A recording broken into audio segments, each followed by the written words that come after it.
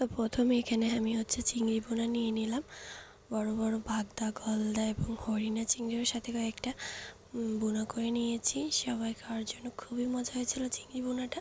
তো আমি মজা করে নাগামরিচ দিয়ে আর লেবু দিয়ে চিংড়ি মাছটা খেয়ে নিলাম খুব মজা করে। শসা সালাদ, শুধু সালাদ ছিল, টমেটো সালাদ করতে চেয়েছিলাম, বাট এই সাইডেতেও ঘুম থেকে উঠে আর এটা করা হলো না। তারপরে আমি আরেকটু ভাত নিয়ে নিলাম ডিম বোনা, নিয়ে সেটাতেও ডিম বোনা এবং নাগামরিচ আর লেবু দিয়ে মজা করে খেয়ে নিলাম। খাওয়ার পরে এরপরে নিলাম গরুর মাংস। এই পিসগুলো এত বেশি ভালোবাসি, মানে তেলের পিস। তারপর আমি শেষে একটু সেমাই খেয়েছিলাম, ওই ক্লিপটা নেওয়া হলো না। সো এগুলো খেয়ে আমি রোজা থাকলাম। আমার সাইডের খাবার ছিল এগুলো।